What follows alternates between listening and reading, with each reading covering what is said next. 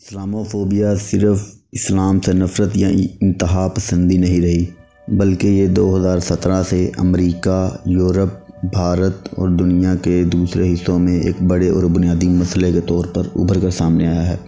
2017 میں اسلام دشمنی رکھنے والے ڈونلڈ ٹرمپ امریکہ کا صدر منتخب ہوا، جبکہ بھارت کی سب سے بڑی ریاست اتر پردیش میں یوگی آدتیہ ناتھ وزیر اعلیٰ منتخب ہوا، جو کہ مسلمان اور اسلام دشمنی رکھنے میں کافی شہرت رکھتا ہے۔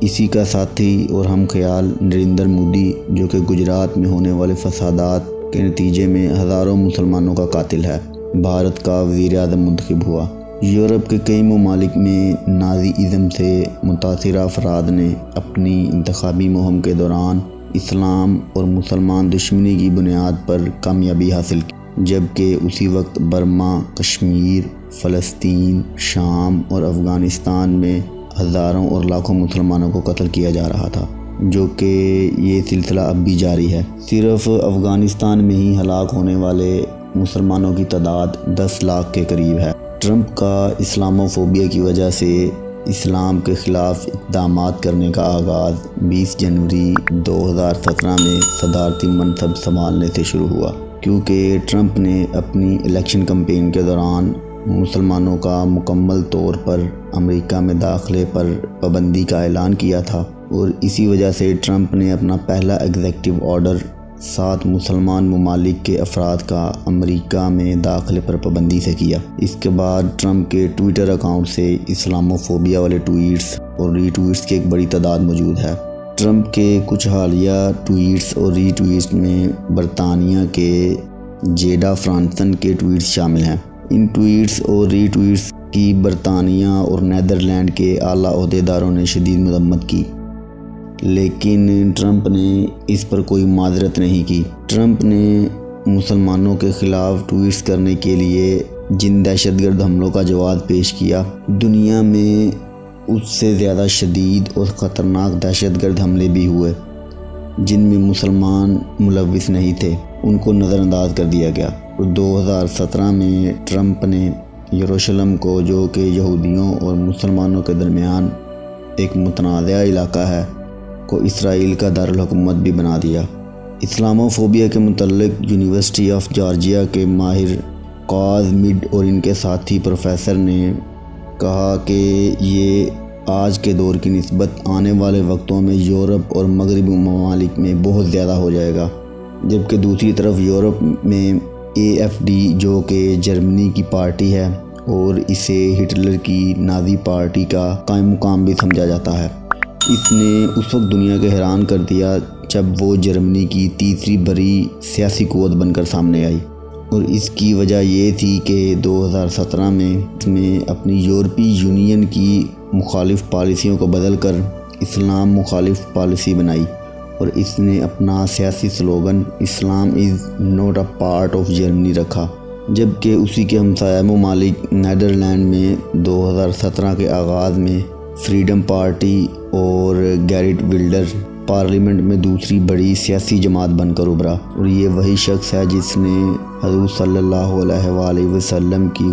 شان میں گستاخی کی اور حضور صلی اللہ علیہ وآلہ وسلم کے خاکے بنوانے کے مقابلے کا انعقاد کروانا چاہا، جس پر اس نے بہت بھاری رقم انعام کے طور پر رکھی۔ جبکہ ساؤتھ ایشیا میں بھارت میں یوگی آدتیہ ناتھ، جو کہ اسلام اور مسلم دشمنی میں کافی شہرت رکھتا ہے، بھارت کی سب سے بڑی ریاست اتر پردیش کا وزیر اعلیٰ بنا، جبکہ نریندر مودی، جو کہ گجرات میں مسلمانوں کے قتل عام میں ملوث تھا، وزیر اعظم منتخب ہوا۔ اور میں آپ کو یہ بھی بتاتا چلوں کہ یوگی آدتیہ ناتھ اتر پردیش میں موجود ہر مسجد کے اندر ہندو دیوی اور دیوتاؤں کے بت رکھنا چاہتا ہے، اور الیکشن کمپین کے دوران اس نے یہ بھی کہا تھا کہ اگر ایک ہندو قتل ہوتا ہے تو اس کے بدلے ہم 10 مسلمانوں کو قتل کریں گے۔ اس کے علاوہ بھارت میں نریندر مودی کی حکومت کے دوران بہت سے مسلمانوں کو گائے کو ذبح کرنے کی وجہ سے مارا پیٹا جاتا ہے، اور بعض معاملات میں ان کو قتل بھی کر دیا جاتا ہے۔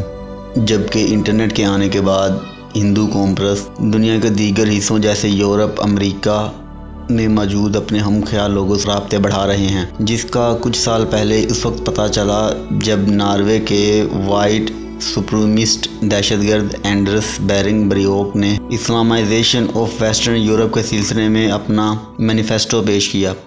जिसमें इसने मुसलमानों के ख़िलाफ़ बहुत सी बातें की और बयानबाजी की, जो कि हिंदू कौम परस्त माधव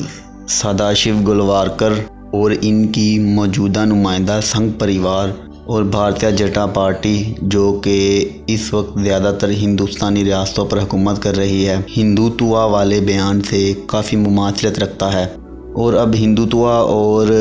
ब्रेविक के ख़यालात और मैनिफेस्टो इंटरनेट पर एक वायरस की तरह फैल रहे हैं और हालिया चंद बरसों के दौरान बहुत सी मशहूर इस्लामोफोबिक वेबसाइट ने इसके मैनिफेस्टो और ख़यालात को यूरोप, अमेरिका और दुनिया के दीगर हिस्सों में फैलाया। यूरोप और भारत में इस्लाम और मुसलमानों के ख़िलाफ़ तहरीकें एक दूसरे के साथ ताउन कर रही हैं। ब्रेविक अपने मंशूर में लिखता है कि हमारे यानी हिंदू कौम परस्त और वाइट सुप्रीमिस्ट के मकासद व अहदाफ तकरीबन एक जैसे हैं। मगरिब में जदीद दौर के नाज़ी और हिंदुस्तान में हिंदू नाज़ी की वजह से आलमी अमन को शदीद ख़तरात लाहक हो सकते हैं और ये बहुत ख़तरनाक सूरत हाल है, जो कि जर्मनी के एडोल्फ हिटलर और उसकी नाज़ी पार्टी की याद दिलाती है, जिसने तकरीबन एक सदी कबल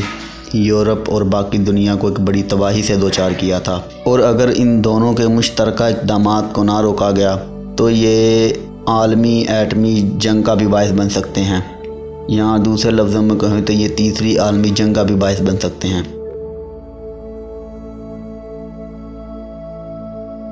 ये थी मेरी आज तक की वीडियो। आपको अच्छी लगी तो इसको लाइक कर दें,